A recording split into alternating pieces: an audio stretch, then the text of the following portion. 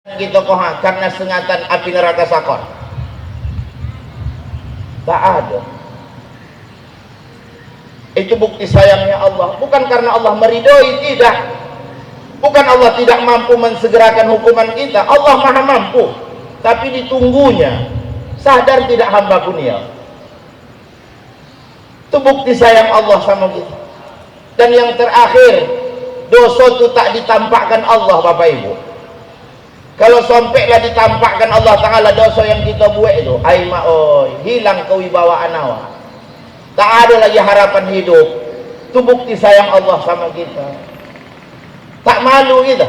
Kalau Allah aja sayang sama kita, masa kita tak sayang sama Allah Subhanahu wa Ta'ala? Mari kita introspeksi diri malam hari ini, sambil kita mengisi kegiatan pergantian tahun baru. Memang idealnya macam ikolah agama kau memerintahkan. Sebab logikanya ketika pergantian tahun itu kan akan bertambah usia kita, Bapak sama Ibu, betul tidak? Ketika bertambah usia maka berkurang jatah hidup awak, kan gitu? Itu logikanya. Ketika pergantian tahun maka akan bertambahlah usia kita. Setiap kali pertambahan usia maka berkuranglah jatah hidup yang Allah berikan kepada kita. Artinya semakin dokek kita dengan garis finish akhir kehidupan di alam dunia Allah. Bukan dengan kembang api, bukan dengan pesta pora, bukan dengan hura-hura, ditambah lagi pertunjukan musik horak. Apa namanya itu? Kalau di Jawa horek, kita di sini horak. Merenung kita, mengintrospeksi diri. Karena waktu yang hadir di tengah kehidupan kita, apa sama Ibu, tak tuasona, tidak terasa pergulirannya, tidak terasa perjalanannya. Ibarat air yang mengalir dari hulu ke hilir dan tidak akan pernah kembali lagi ke hulu. Itulah dia waktu itu. Makanya para ahli hikmah dulu kan membagi waktu menjadi 3. Waktu yang telah lalu, waktu yang sekarang, waktu yang akan datang. Waktu yang telah lalu itu waktu yang sudah lewat, tidak akan bisa terjangkau lagi sama kita. Macam mana Abah sama Ibu kita membalikkan masa muda kita dulu? Cubalah. Bisa. Masa gadis-gadis Ibu dulu nak. Masa kita dulu remaja Pak, bisa kita balikkan? Tidak akan bisa. Itu akan menjadi kenangan itu. Makanya kenangan-kenangan masa lalu tak perlu diingat. Biarlah dia menjadi kisah yang tertulis dalam catatan yang nanti akan kita pertanggungjawabkan. Iqra kitabaka kafa binafsikal yawma 'alaika hasiba, kata Allah. Wah, itu yang ngeri di situ. Makanya hati-hatilah yang masa mudanya suram-suram, hati-hati. Itu akan dibacakan nanti di hadapan pengadilan Allah. Iqra kitabaka kafa binafsikal yawma 'alaika hasiba. Kata Allah, baca.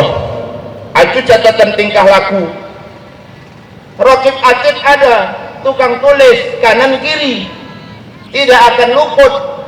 Yang baik ditulisnya, yang tak baik pun ditulisnya. Makanya orang-orang pintar kan bilang, let's bygones be bygones.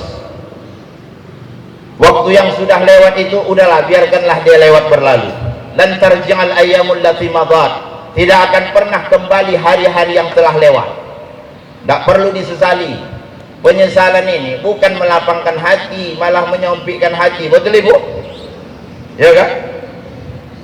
Kalau dalam lagu El Suraya itu ada yang Ahmad Baki, tidak gunanya lagi diingat dan dikenang saat yang telah lalu, masa yang sudah silam. Sungguh sulit bagiku akan merentang benang yang sengaja dikusut, putus pula di dalam. Semua itu akan ku ingat bertali kuat, ku jadikan simpanan. Berarti bu, sebagai ingatan bila akan digantang sudah tak lagi muat, andai akan dicupak sudah cukup sukatan. Itu dia, berlalu dah lah, lewatlah dia itu. Waktu yang sekarang yang kedua, inilah yang milik kita kau. Gunakanlah elok-elok untuk menambah amal kebaikan kepada Allah. Kalau kata orang Arab, al-baidatul yaumi khairum min dajajatil ghad. Tolu ayam yang ada sama kita kini di tangan kita kok, itu lebih baik daripada ayam tapi besok hari. Tolu ayam yang ada sama kita kini kok, itu lebih baik. Gunakanlah dia elok. Ondak di mata sapi, ondak di dadar, ondak direbus, silahkan. Jangan berharap ayam tapi besok hari, karena besok tu tak ada yang bisa memastikan ibu apa. Entah ada kita, entah tidak lain. Makanya waktu yang sekarang adalah milik kita. Pergunakan sebaik-baiknya. Yang ketiga, masa yang akan datang, waktu yang akan datang tak terjangkau sama kita. Tapi sekalipun masa yang akan datang tidak terjangkau oleh kita, kita bisa menyimpulkan apa yang kita lakukan hari ini, itulah yang akan kita dapatkan di masa yang akan datang. Kalau kita tanam kebaikan hari ini, maka kebaikanlah yang akan kita dapatkan di masa yang akan datang. Kalau keburukan yang kita tanam hari ini, maka siap-siap mempertanggungjawabkan keburukan di masa yang akan datang. 3. Itulah pentingnya muhasabah, mengukur sampai di mana prestasi ketaatan kita kepada Allah Subhanahu wa taala dalam mengisi pergantian waktu yang hadir di tengah-tengah kehidupan kita. Karena hidup yang Allah berikan apa sama ibu sampai dengan malam hari ini bukan hanya sekedar rahmat, bukan hanya sekedar nikmat anugerah Allah, tapi hidup yang Allah berikan sampai dengan malam hari ini kepada kita adalah responsibility, tanggung jawab dari kita kepada Allah Subhanahu wa taala. Makanya agama kita menuntun, apa kata Allah dalam Al-Quran, ya ayyuhalladzina amanu taqullaha wal tanzur nafsum ma qaddamat lighad. Ya ayyuhalladzina amanu taqullaha wal tanzur nafsum ma qaddamat lighad, kata Allah. Wattaqullah innallaha khabirum bima ta'malun.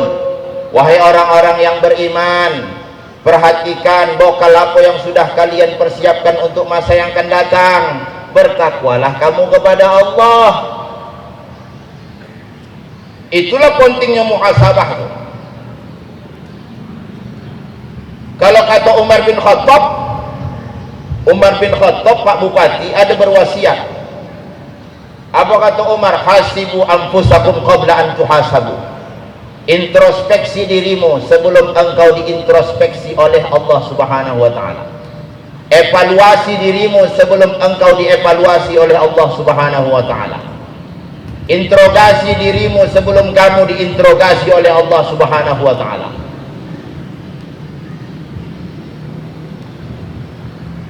Lalu pertanyaannya, apa sama ibu jamaah yang dimuliakan oleh Allah? Hal-hal apa saja yang harus kita evaluasi dalam diri kita ini? Kalau dalam Al-Quran itu kata Allah, wala tus'alunna yawma idzin 'anil na'im. Tidaklah yang Allah tanyakan kepada kita nanti, tidaklah yang dimintai oleh Allah pertanggungjawaban dari kita nanti, kecuali tentang nikmat-nikmat yang Allah berikan. Kemana kita selesaikan? Itu dia. Mak itu banyak itu, abah sama ibu. Cuman oleh Rasulullah diciutkan dia. Dari nikmat yang banyak tersebut, diciutkan sama Rasulullah. Dalam hadis Rasulullah katakan, la tazulu qadama 'abdin fi yaumil qiyamati hatta yus'ala an arba'in. Ini materi-materi yang akan kita pertanggungjawabkan nanti, bapak sama ibu, yang harus kita evaluasi sedari kini. Apa yang pertama kata Allah, kata Nabi kita Muhammad sallallahu alaihi wasallam, Tidak boleh beranjak dari tempat berdirinya seorang hamba di pengadilan Allah Subhanahu wa taala sebelum dia mampu mempertanggungjawabkan 4 perkara. Yang pertama, kata Rasul, an umrihi fima afnah, umur yang Allah berikan untuk apa dihabiskan. Umur yang Allah berikan untuk apa dihabiskan. Yang kedua, an ilmihi fima fa'ala fih, ilmu yang Allah berikan untuk apa diamalkan. Yang ketiga, an malihi min aina iktafa bima anfaqahu, harta yang Allah titipkan, macam mana cara memperolehnya dan untuk apa dibelanjakan. Yang keempat, an jismihi fima ablah, jasad dari ujung rambut sampai ujung kaki yang Allah beri pinjaman itu kemana digunakan. Empat. Inilah yang harus kita muhasabah setiap saat itu, yang harus kita evaluasi. Yang pertama, umur pemberian Allah. Umur itu kan tanda kita hidup. Hidup ini Allah berikan, Allah amanahkan. Untuk apa kita habiskan? Untuk ketaatankah atau untuk kemungkaran? Ini harus kita evaluasi. Karena cepat atau lambat, apa sama ibu, kita akan kembali ke hadirat Allah Subhanahu wa taala. Hidup di alam dunia teramat singkat. Tak terasa usia kita kalau sudah masuk di 2026 bertambah usia, berkurang jatah. Cuman yang paling penting apa sama ibu, yang harus dimuhasabah lagi adalah jangan terlalu fokus dengan panjang pendeknya umur. Karena takdir kita adalah kematian. Akhir dari perjalanan kehidupan dunia ini kan kematian. Makanya kata Rasulullah, nasihati dirimu dengan 2 nasihat. 1 nasihat yang berbicara, 2 nasihat yang membisu. Nasihat yang berbicara itu apa? Apa sama ibu? Al-Quran.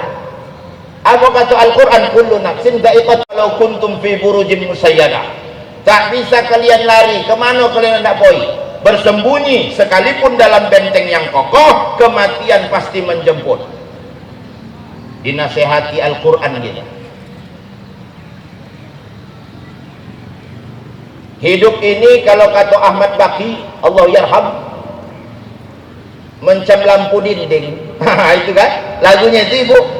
Ibu, hidup ini bagai lampu dinding yang dinyalakan di malam hari. Apabila minyak sudah kering, ia kan pasti padam sendiri.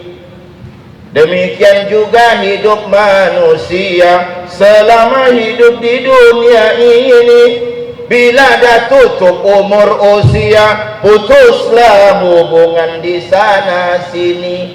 Awak masih ada minyaknya, makanya masih bertahan gitu sampai gini. Hati-hati, isu habis minyak itu losap.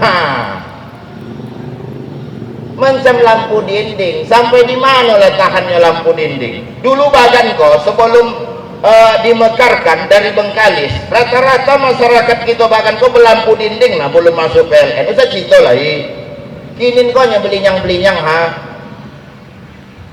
Dulu pakai lampu dinding minyak lampu, pakai sumbu, kono asoknya ha hitam iko hidung gua.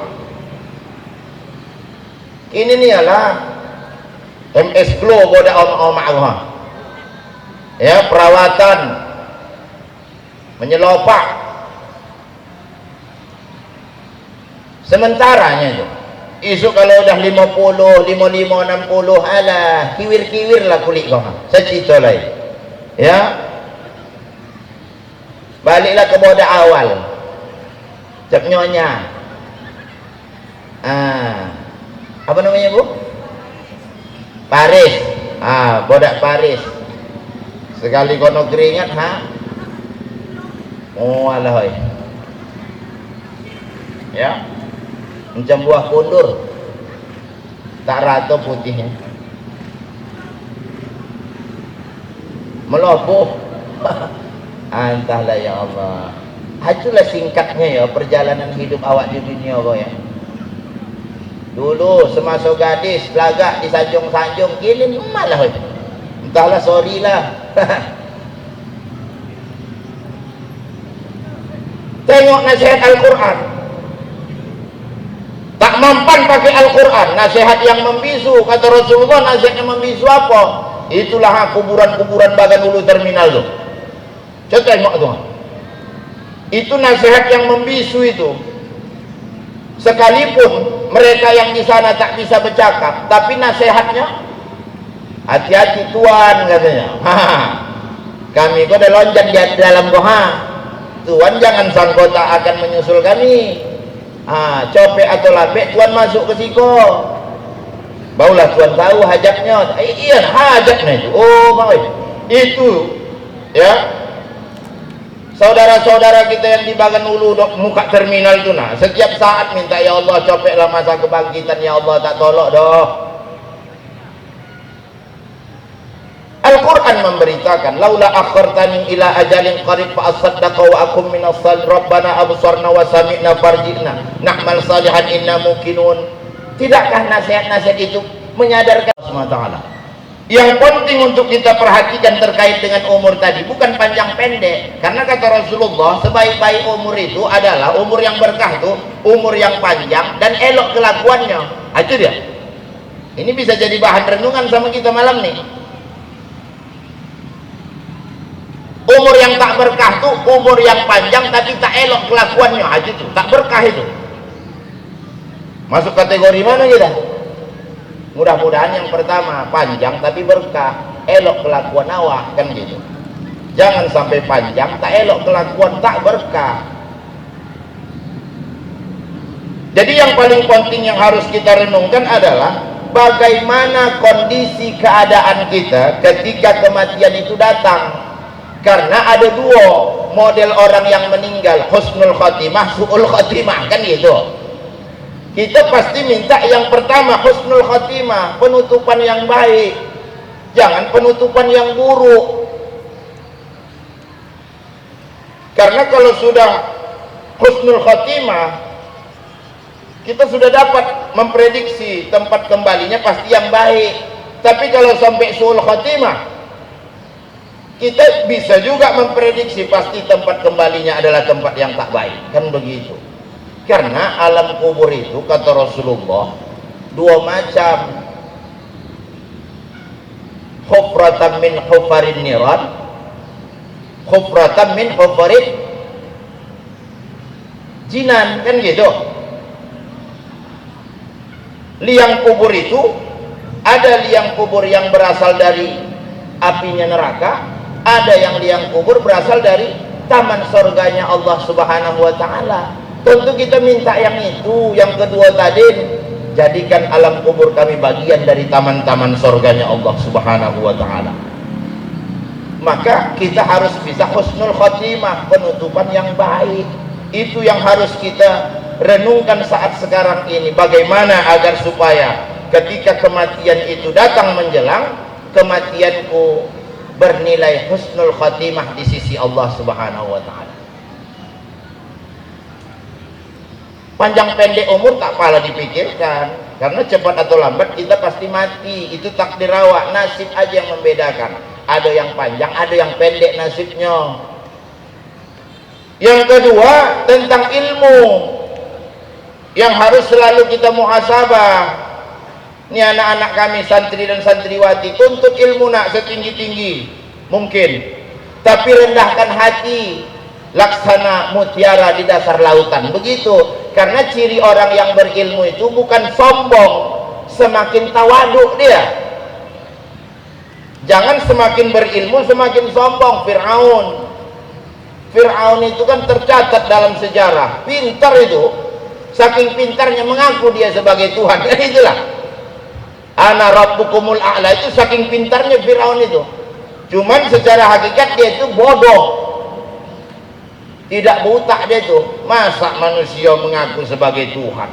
Karena kepintarannya tadi udah menyimpang, mengantarkan dia pada kesombongan. Apa bukti kepintaran Fir'aun? anak-anakku santri-santriwati kalau nanti punya kesempatan kuliah ke Mesir, tengok itu piramid, Sphinx dan lain sebagainya. Itu bukti kepintaran Fir'aun. Sampai sekarang itu udah berapa ribu tahun piramid dengan Sphinx itu. Pintar Fir'aun itu. Jadi gantungkan cita-cita setinggi langit, tapi rendahkan hati laksana mutiara di dasar lautan.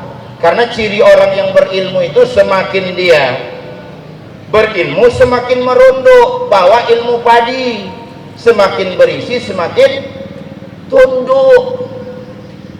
Bila diri ingin dikenang semailah benih di tengah sawah, bawalah ilmu padi di ladang, tambah berisi tunduk ke bawah. Kan gitu. Bila diri ingin terpandang jauhi kata tinggi melambung. Ya, jangan terlalu tinggi berkata, melambung. Ya, jauhi sifat ayam di kandang bertelur satu ribut sekampung. Itu dia. Ayam itu kan kalau bertelur satu ribut sekampung. Satunya keluar telurnya ribut sekampung. Jauhi sifat mengaku pandai, angkuh dan sombong, menepuk dada, ingat petua, penyu di pantai, telur beratus namun tak bangga. Itu dia. Itu lawan dari induk ayam tadi. Kalau ayam bertelur satu ribut sekampung, sementara penyu di Pulau Jomo beratus telur yang keluar. Sonyap dia. Naik tengah malam di saat orang tertidur, ya, digalinya lah pasir pantai, betolulah dia di situ, ratusan keluar telurnya, ya, ditimbunnya, balik dia ke laut lagi, tak pernah bangga dengan telur yang beratus tadi itu. Jangan mencam ayam bertelur satu ribut sekampung. Itu bukan ciri bagi orang-orang penuntut ilmu, anak-anakku. Karena orang yang berilmu sadar dia. Apa kata Allah? Innama yakhshallah min ibadihil ulama. Sesungguhnya hamba yang paling takut kepada Allah itu adalah para ulama, orang-orang yang berilmu. Dia sadar ilmunya tidak sebanding dengan ilmu Allah Subhanahu wa taala. Laksana setitik air di tengah samudra yang luas. Makanya tuntut ilmu, dan jangan lupa setelah menuntut ilmu diamalkan. Ilmu banyak tapi tak ada amal, tak ada juga gunanya. Al ilmu bila amalin kasyajari bila samarin. Ilmu yang tidak diamalkan itu laksana pohon yang tak berbuah. Kalau ada di halaman rumah kita pohon yang tak berbuah, tak ada gunanya. Daunnya berseak-seak, hajat awak menyapunya setiap potang. Itu laksana orang yang berilmu tapi tak beramal. Jangan sampai seperti itu. Sekarang ini ada kecenderungan orang-orang sekarang rajin mencari ilmu tapi malas mengamalkan. Beda dengan orang-orang terdahulu, nyari ilmu tak begitu kuat tapi istiqomah dalam pengamalan. Itu beda. Amalkan ilmu, karena ilmu yang diamalkan itu yang nanti dipertanggungjawabkan di hadapan Allah Subhanahu wa taala. Dan yang ketiga yang akan kita pertanggungjawabkan, yang harus kita evaluasi di tengah kehidupan ini, terkait dengan harta. Kalau harta itu apa sama ibu, dari dua arah nanti dipertanyakan itu.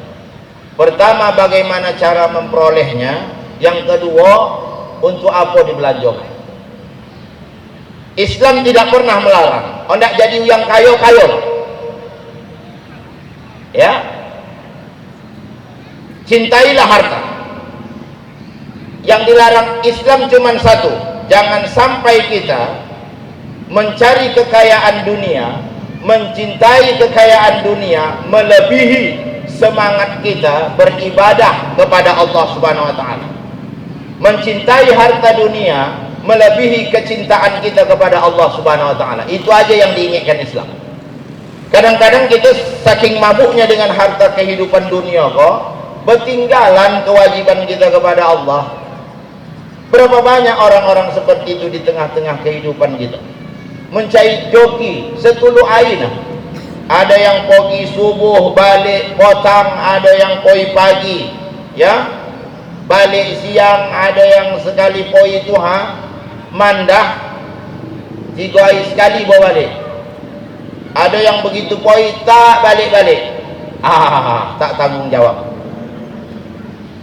hanya karena mencari harta dunia, bertinggalan kewajiban kepada Allah Subhanahu wa taala. Jangan sampai seperti itu apa sama ibu. Cinta terhadap harta kekayaan dunia sampai menghalalkan segala cara, tak peduli lagi yang halal yang haram pun dilibet. Padahal nanti itulah yang akan ditanyakan Allah taala. Bagaimana cara memperolehnya? Halal tidak? Kemudian yang kedua, kemana harta itu dibelanjakan? Karena di dalam harta kita ada hak-hak saudara-saudara kita yang fakir dan miskin, yang kurang mampu, yang kehidupannya, nasibnya tidak seperti kita. Keluarkanlah zakatnya, keluarkan infak sodakohnya. Dan salah satu penangkal musibah sebenarnya Pak Samu Ibu, itu adalah zakat infak sodakoh. Kalau di satu negeri penduduknya rajin ya berzakat berinfak sodakoh, insya Allah jauh itu negeri itu dari segala macam mara bahaya, bencana dan malapetaka. Itu alhamdulillah di kabupaten kita ini ada Basnas, wadah tempat kita menyisihkan sebahagian joki yang Allah berikan untuk diberikan kepada orang-orang yang berhak menerimanya. Mudah-mudahan harta kita tersebut yang kita peroleh menjadi berkah, menjadi bermakna untuk kita. Dijauhkan Allah kita dari segala mara bahaya, bencana dan malapetaka, jamaah yang dimuliakan oleh Allah Subhanahu wa taala. Dan yang terakhir yang harus senantiasa kita evaluasi, kita muhasabah dalam mengisi pergantian waktu di tengah-tengah kehidupan adalah jasad yang Allah titipkan. Ini jasad titipan Allah ini apa sama ibu? Dari mulai ujung rambut ke ujung kaki, nanti akan dimintai pertanggungjawaban. Ini jasad yang Allah titipkan ini ketika hidup di alam dunia kemana digunakan? Al-yawma nakhtimu ala afwahim wa tukallimuna aydihim wa tashhadu arjuluhum bima kanu yaksibun. Ini semua akan bersaksi nih. Makanya arahkanlah ini jasad yang Allah berikan ini kepada hal-hal yang diberkahi oleh Allah Subhanahu wa taala, kepada tujuan kita diciptakan oleh Allah, yaitu beribadah kepada Allah Subhanahu wa taala. Kita gunakan potensi-potensi nikmat yang Allah berikan kepada kita, kepada tujuan kita diciptakan oleh Allah. Karena secara hakikat kita bukan hanya diciptakan Allah tujuannya beribadah saja apa sama ibu, tapi ada tujuan lain kita dijadikan oleh Allah. Ketika Allah katakan inni ja'ilum fil ardi khalifah, sesungguhnya aku akan menjadikan pemimpin di permukaan bumi. Inilah kita malam hari ini